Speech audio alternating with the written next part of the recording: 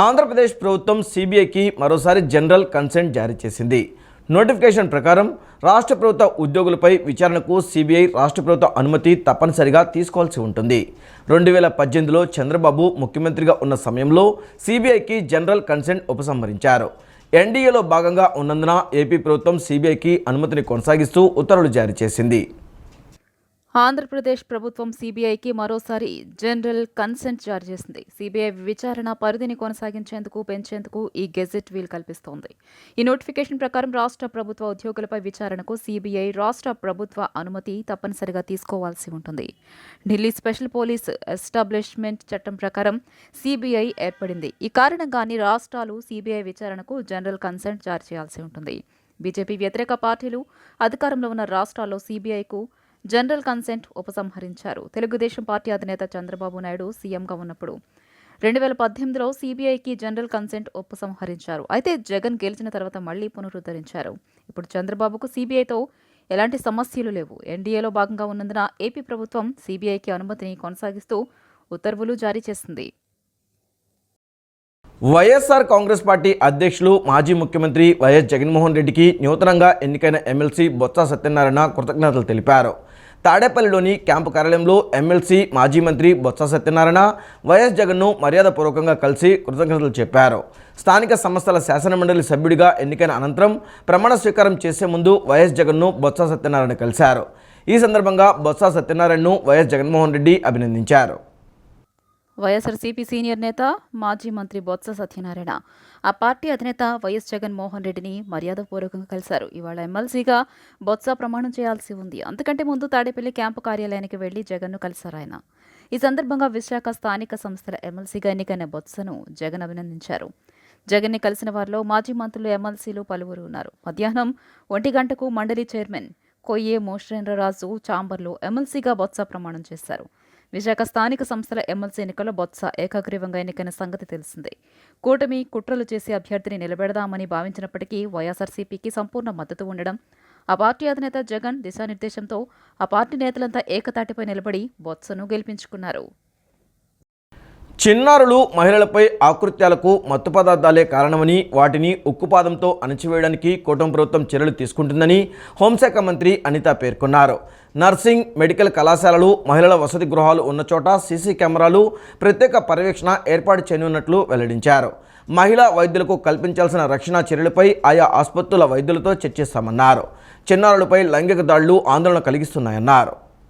కలకత్తాలో వైద్య విద్యార్థిని డాక్టర్ మౌమితాపై జరిగిన అత్యాచారాన్ని నిరసిస్తూ నిందితుడికి కఠిన శిక్ష సత్వరమే విధించాలని, ప్రతి స్త్రీ భద్రత మన బాధ్యత అనే నినాదంతో డివి మేనర్ హోటల్ నుండి టిక్కల్ రోడ్ మీదుగా పిబి సిద్ధార్థ కళాశాల వరకు Vasavya Mahila Mandali, Indian medical association, ఇతర డాక్టర్స్ అసోసియేషన్ సంయుక్తంగా కొవ్వొత్తుల ర్యాలీ నిర్వహించారు.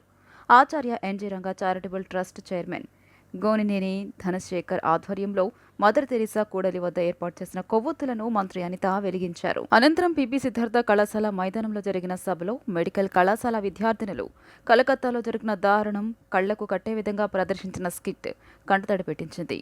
అఘాయిత్యాలపై శ్రీలత వేసిన చిత్రాన్ని సీఎం చంద్రబాబుకు ఇవ్వాలని కోరుతూ హోంమంత్రి అనితకు అందించింది. అనంతరం మంత్రి అనిత మాట్లాడుతూ, డాక్టర్లపై అఘాయిత్యాలు జరిగితే నిందితులకు ఇప్పుడున్న చట్టం ప్రకారం 3 ఏళ్ల శిక్ష ఉంటుందని, బెయిల్ కూడా సులువుగా వస్తోందని చట్టాన్ని మార్చి నాన్ బెయిలబుల్ కేసులు నమోదయ్యేలా చేయాలని, 3 నుంచి 7 ఏళ్ల శిక్ష పడేలా చూడాలని వచ్చిన విజ్ఞాపనను సీఎం చంద్రబాబుతో మాట్లాడి తగిన చర్యలు తీసుకుంటామని హోంమంత్రి వంగలపూడి అనిత అన్నారు. దాంతోపాటే సమాజంలోని అన్ని వర్గాలు కలిసి పోరాడటంతో పాటు బాధ్యతగా వ్యవహరించాలని ఆమె పిలుపునిచ్చారు. తల్లిదండ్రులు పిల్లలకు సెల్ ఫోన్లు ఇచ్చి పనుల్లో పడుతున్నారని, కానీ వారు అందులో పోన్ చూసి అఘాయిత్యాలకు పాల్పడుతున్నారని అన్నారు.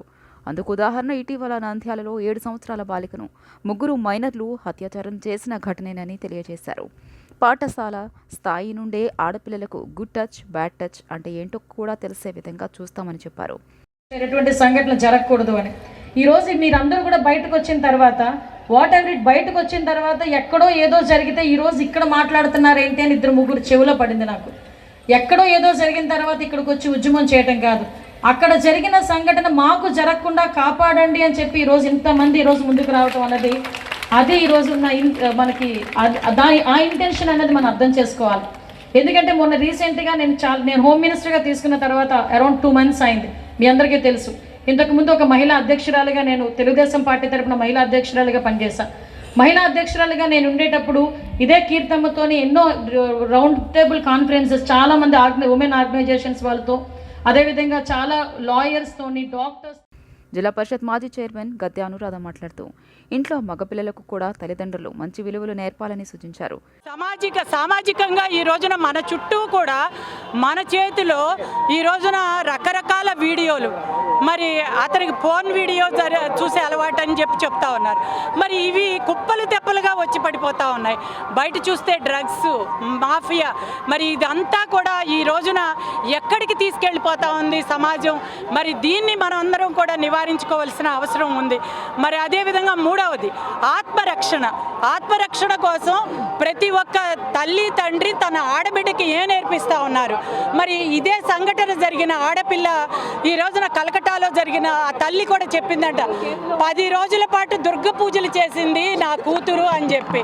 కేవలం దుర్గ పూజలు చేయటమే కాదు, ఆ దుర్గా అమ్మవారిలాగా తనకి ఏదైనా ఆపద కలిగితే ఏ రకంగా దాన్ని నివారించుకోవాలి అనేది కూడా ఈ రోజున ప్రతి ఒక్క తల్లి కూడా.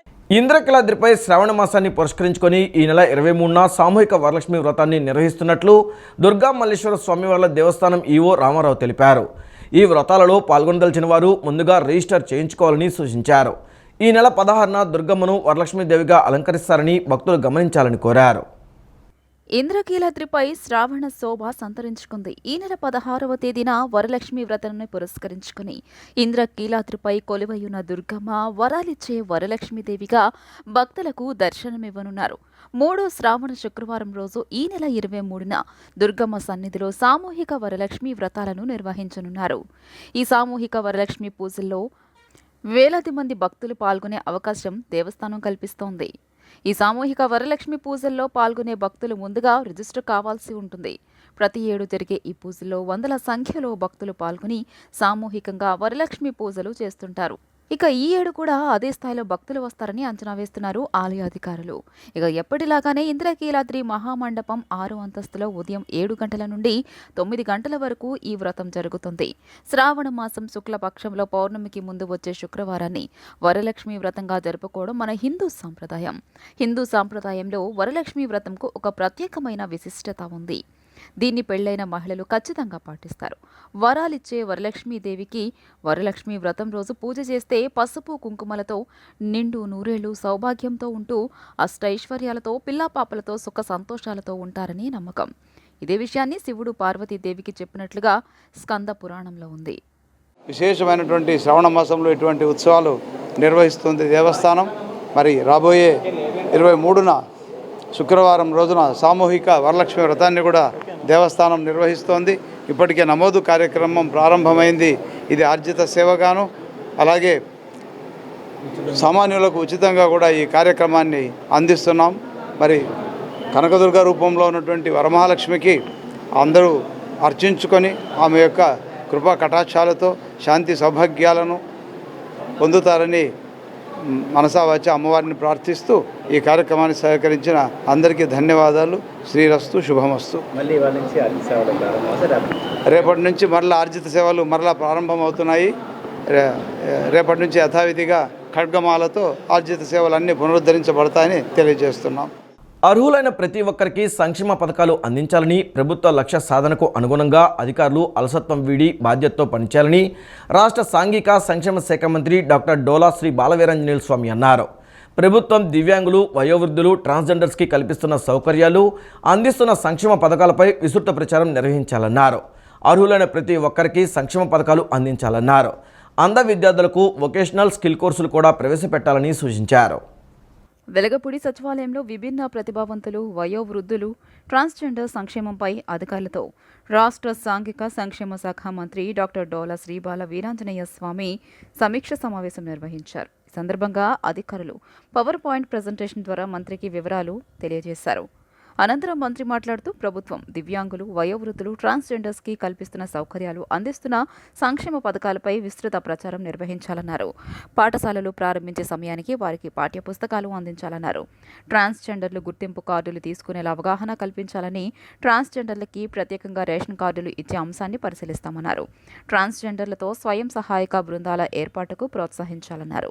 వారికి స్వయం ఉపాధి కల్పించి సమాజంలో గౌరవంగా బతికేలా చర్యలు చేపట్టాలన్నారు.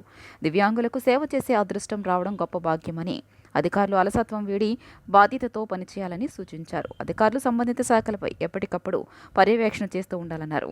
బోగస్ సర్టిఫికెట్లతో పింఛన్ల పంపిణీకి అడ్డుకట్ట వేయాలన్నారు. చేస్తున్న అవసరం ఉంది. కొన్ని ఇన్స్టిట్యూట్స్లో అడ్మిషన్ చాలా పూర్గా ఉన్నాయి, కొన్ని ఇన్స్టిట్యూట్స్లో బాగున్నాయి. దానికి ఒక బ్రాండ్ పడిన తర్వాత అడ్మిషన్స్ ఆటోమేటిక్ వస్తాయి. లేదు, ఫెసిలిటీస్ లేవు. నేను ఒంగోలు హియరింగ్ ఇంపైర్డ్ స్కూల్కి వెళ్ళాను. నేను బిల్డింగ్ 18లో కంప్లీట్ అయింది, 18-19లో కంప్లీట్ అయింది. మిగతా హాస్టల్స్తో పోల్చుకుంటే శానిటేషన్ కానీ మిగతావన్నీ కొంచెం బెటర్గా ఉన్నాయి. అవి చూసిన తర్వాత నేను పిల్లలు టాయిలెట్కి వెళ్తారు, ఎమర్జెన్సీ వస్తారు, ఏంటి అనేది చూసిన తర్వాత బెల్ పెట్టమని చెప్పేసి ఆ రోజు జయలక్ష్మిగా ఉన్నప్పుడు చెప్పాను. తర్వాత వెంటనే మేడం గారు వచ్చారు, ఇంప్లిమెంట్ చేశారు. అంటే మాకు చూసిన తర్వాత ఆలోచన ఇంప్లిమెంట్ చేశారు. అక్కడ చదివే పిల్లవాడు ఒకడు వచ్చి మా కాన్షియస్ విలేజ్ వాళ్ళ ఊరు చెప్పుల కింద వరకు కనిపించాడు.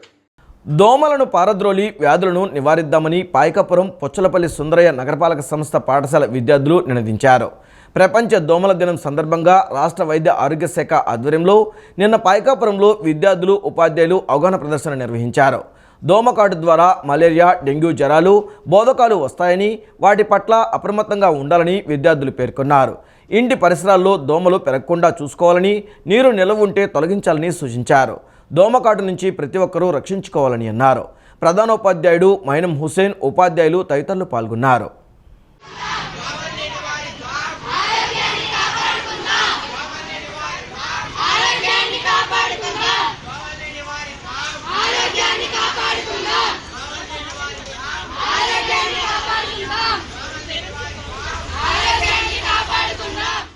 ఆంధ్రప్రదేశ్లో ఎక్కడ శవం కనిపించినా గద్దలా వాలిపోయి వైసీపీ నేతలు శవరాజకీయాలకు తెరతీస్తున్నారని టీడీపీ ఎమ్మెల్సీ పంచుమర్తి అనురాధ ఆగ్రహం వ్యక్తం చేశారు. పాయకరావుపేటలో ఫుడ్ పాయిజన్తో విద్యార్థులు చనిపోతే దానిపైన శవరాజకీయాలు మొదలుపెట్టారని విమర్శించారు. రాయలసీమ బిడ్డనని చెప్పుకునే జగన్ సీమలోని ప్రభుత్వ పాఠశాలల్లో ఎన్నో ఫుడ్ పాయిజన్ సంఘటనలు జరిగితే నోరెందుకు మెదపలేదని ఆమె ప్రశ్నించారు.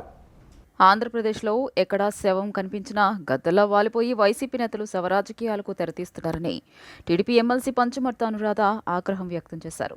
మాజీ ముఖ్యమంత్రి వైఎస్ రాజశేఖర రెడ్డి మృతదేహం సాక్షిగా పుట్టిన పార్టీ వైసీపీ అని ఆమె అన్నారు. అధికారం కోసం తండ్రి శవాన్ని పక్కన పెట్టుకుని సంతకాల సేకరణ చేసిన వ్యక్తి మాజీ సీఎం జగన్మోహన్ రెడ్డిని ఎమ్మెల్సీ ధ్వసమెత్తారు. పాయకారావుపేటలో ఫుడ్ పాయిజన్తో విద్యార్థులు చనిపోతే దానిపైన శవరాజకీయాలు మొదలుపెట్టారని ఆగ్రహించారు. ఈ సందర్భంగా ఎమ్మెల్సీ అనురాధ మాట్లాడుతూ ఇప్పటి వరకు శవరాజకీయాలు చేసిన వైసీపీ కొత్తగా రాబందుల పార్టీగా అవతారం ఎత్తిందన్నారు. ఆంధ్రప్రదేశ్లో ఎక్కడ శవం కనిపించినా సరే వాలిపోయి శవరాజకీయాలకు తెరతీస్తున్నారని విమర్శించారు. ఏపీ అసెంబ్లీ ఎన్నికల్లో ప్రజలు మిమ్మల్ని చీకొట్టినా సరే సిగ్గు లేకుండా తెలుగుదేశం పార్టీ సీఎం చంద్రబాబుపై బురద జల్లే ప్రయత్నం చేస్తున్నారని ఆమె మండిపడ్డారు. పాయకారావుపేటలో ఫుడ్ పాయిజన్తో విద్యార్థులు చనిపోతే దానిపైన జగన్మోహన్ రెడ్డి అండ్ కో రాజకీయాలు మొదలుపెట్టారని అన్నారు. అనాథాశ్రమంలో జరిగిన ఘటన ప్రభుత్వం దృష్టికి రాగానే సీఎం చంద్రబాబు వెంటనే స్పందించారని, విచారణకు ఆదేశించి బాధితులకు ఎక్స్గ్రేషియా కింద 10 లక్షల రూపాయల ఆర్థిక సాయం ప్రకటించారని గుర్తు చేశారు. ఇది శవరాజకీయాలు చేయడానికి ఎందుకు ప్రయత్నం చేస్తూ ఉన్నారు?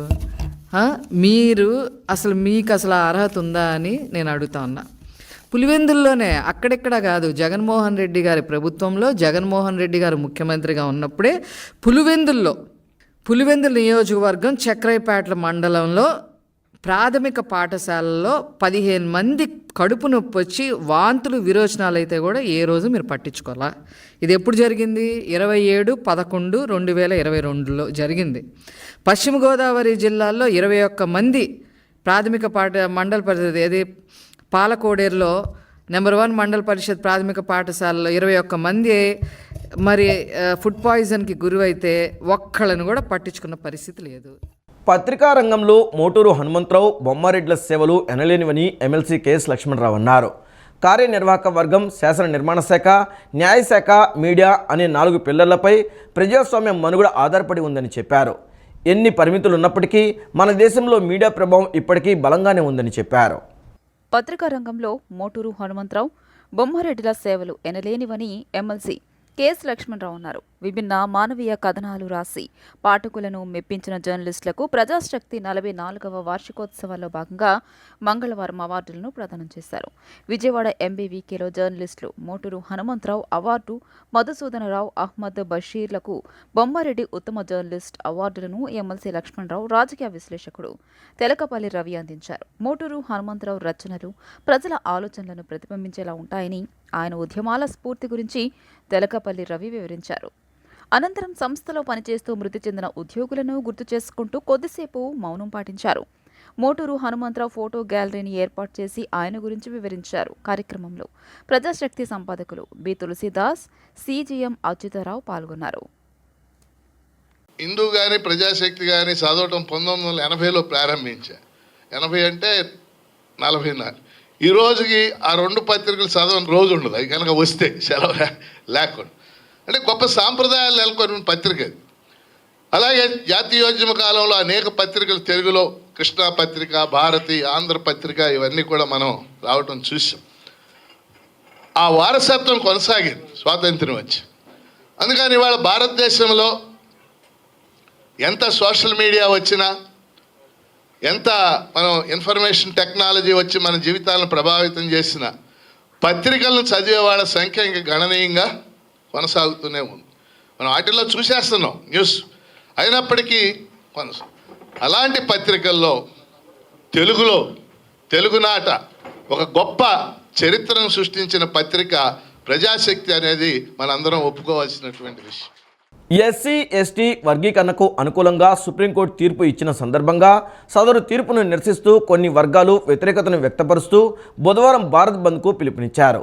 ఈ సందర్భంగా తెల్లవారుజాము నుండే కృష్ణా జిల్లాలో ఎటువంటి అవాంఛనీయ సంఘటనలు జరగకుండా జిల్లా వ్యాప్తంగా బస్టాండ్లు, రైల్వే స్టేషన్లు, విద్యాసంస్థలు, ముఖ్య కూడళ్ల వద్ద కట్టుదిట్టమైన బందోబస్తు ఏర్పాటు చేశారు. ఈ సందర్భంగా జిల్లా ఎస్పీ ఆర్ గంగాధర్రావు స్వయంగా బందోబస్తు ఏర్పాట్లను పరిశీలించి సిబ్బందికి పలు సూచనలు జారీ చేశారు. విజయవాడ నగరంలో సీతారాం చిత్రాల చిత్ర యూనిట్ సందడి చేసింది. పాత రోజులను గుర్తు చేస్తూ పెళ్లి, వీసీఆర్ క్యాసెట్లపై అల్లిన ఒక అందమైన ప్రేమ కథా చిత్రమే సీతారాం చిత్రాలు అని అన్నారు. ఈ నెల 30న విడుదల కానున్న ఈ చిత్రాన్ని ఆదరించాలని చిత్ర హీరో లక్ష్మణ్ ప్రేక్షకులను కోరారు. బందర్ రోడ్లోని ఓ హోటల్లో ఏర్పాటు చేసిన విలేకరుల సమావేశంలో హీరో లక్ష్మణ్ మాట్లాడుతూ తాను సాఫ్ట్వేర్ ఇంజనీర్గా పనిచేస్తున్న సమయంలో చిత్ర దర్శకుడు నాగా శశిధర్ రెడ్డి చెప్పిన కథ విని వెంటనే హీరోగా నటించేందుకు అంగీకరించినట్లు చెప్పారు. కేవలం ₹1.5 బడ్జెట్తో ఈ చిత్రాన్ని పూర్తి చేయడం జరిగిందని, 4 నిర్మాతలు ఈ చిత్రాన్ని అందమైన ప్రేమ కావ్యంగా మలిచారని తెలియజేశారు. ఇప్పటికే విడుదలైన టీజర్, ట్రైలర్కు ప్రేక్షకుల నుంచి విశేష స్పందన లభించడం సంతోషంగా ఉందన్నారు. తెలుగు రాష్ట్రాల్లో తమ ప్రమోషన్ కార్యక్రమాలు వేగవంతం చేశామని, వెళ్లిన ప్రతి కాలేజీలో యువత తమను ఎంతగానో ఆదరిస్తున్నారని ఆయన పేర్కొన్నారు. మన పాత రోజులను గుర్తు చేస్తూ వెళ్లి వీసీఆర్ క్యాసెట్స్పై అల్లిన ఒక అందమైన ప్రేమ దృశ్య కావ్యమని అన్నారు. ఈ చిత్రంలో హీరోయిన్గా నటిస్తున్న బ్రహ్మరాంబిక యూట్యూబ్ ద్వారా ప్రేక్షకులకు సుపరిచితమే అని, ఆమె క్యారెక్టర్ తెలుగుంటి అమ్మాయిలా ఉంటుందని, ప్రతి ఒక్కరికి ఆ క్యారెక్టర్ నచ్చుతుందని ఆయన ఆశాభావం వ్యక్తం చేశారు. ఈ నెల 30న థియేటర్లలో తమ చిత్రం విడుదల కానుందని, ప్రేక్షకులు తమ చిన్న చిత్రాన్ని వీక్షించి ఆదరించాలని ఆయన కోరారు. మేమంతా ఇంతకుముందు ఒక చిన్న షార్ట్ ఫిలిం తీసామండి. సో సినిమా మీద ఉన్న ప్యాషన్తో ఆ షార్ట్ ఫిలిం తీసిన టీం మొత్తం కలిసి ఇంకా షార్ట్ ఫిలిమ్స్కి టైం కాదు, ఇది ఒక పెద్ద ఫిలిమ్స్ తీయాలని చెప్పి మేమంతా డిసైడ్ అయ్యి, so self budget crowd funding అనుకొని తక్కువ బడ్జెట్లో సినిమా ఒకటి కంప్లీట్ చేద్దామని ఉన్న స్క్రిప్ట్స్లలో ఒక ద బెస్ట్ స్క్రిప్ట్ సెలెక్ట్ చేసుకొని తక్కువ బడ్జెట్లో తక్కువ టైం స్పాన్లో కంప్లీట్ చేద్దామని స్టార్ట్ చేసిన ప్రాజెక్టే ఇది సీతారాం చిత్రాలు అండి. ఈ సీతారాం చిత్రాలు August 30th నియర్ బై థియేటర్స్లో రాబోతుంది. ప్రేక్షకులందరూ చూసి మా సినిమాని తప్పకుండా ఆదరించాలని మనస్ఫూర్తిగా కోరుకుంటున్నాము. ఈ సినిమా 2 years కష్టం అండి. నాలాంటి బేసిక్గా నేను ఒక సాఫ్ట్వేర్ ఇంజనీర్ని, సాఫ్ట్వేర్ జాబ్ చేసుకుంటూనే సినిమా కంప్లీట్ చేశాను. సో అందరికీ ఉంటుంది చిన్నప్పుడు ఖచ్చితంగా సినిమాలు తీయాలని చెప్పి, కాకపోతే సినిమా తీయాలంటే ఎంకరేజ్మెంట్ చాలా చోట్ల దొరకదు. సో అది చాలా కష్టం. సో దానికి నిలబడాలి అంటే మన కాళ్ళ మీద మనం ఫస్ట్ నిలబడాలి. అనంతరం దర్శకుడు నాగా శశిధర్ రెడ్డి మాట్లాడుతూ, సినిమాల్లో కంటెంట్ ఉంటే ప్రేక్షకులు చిన్న చిత్రమైనా పెద్ద చిత్రమైనా తప్పక ఆదరిస్తారనే నమ్మకంతో సీతారాం చిత్రాలు ప్రేమ కథ చిత్రాన్ని తీయడం జరిగిందన్నారు. తాను కూడా ఈ సినిమాకు దర్శకుడితో పాటు ఒక నిర్మాతగా కూడా వ్యవహరిస్తున్నట్లు తెలియజేశారు. ఈ చిత్రంలో సీనియర్ నటులతో పాటు వర్ధమాన నటీనటులు కూడా నటించారని తెలియజేశారు. కథ నచ్చడంతో హీరో కూడా ఈ సినిమాకు రెమ్యూనరేషన్ తీసుకోలేదని వివరించారు. ఈ సినిమా మెయిన్ కాన్సెప్ట్ ఏంటంటే photographers, videographers and tea sellers వీళ్ళ మీద నడిచే కథ అనమాట. సో ఇందులో మెయిన్ కాన్సెప్ట్ ఏంటంటే మన వీసీఆర్ క్యాసెట్లు ఉండేవి ఒకప్పుడు. సో అది కన్వర్ట్ చేస్తూ ప్రజెంట్ జనరేషన్కి చూపించాలనేది మెయిన్ ఇంట్రెస్టింగ్ పాయింట్ అనమాట. So hero character tea seller నుంచి అక్కడికి ఎలా చేంజ్ అయ్యాడు అనేది మెయిన్ పాయింట్ సినిమాలో. అండ్ లవ్ స్టోరీ ఉంటుంది ఇందులో. అండ్ ఇంకొకటి మోటివేషనల్, ఈ రోజుల్లో మనం చాలా రెగ్యులర్గా చూస్తుంటాం, మనం స్టేటస్లో మోటివేషనల్ వీడియోస్ చూస్తూ ఉంటాం.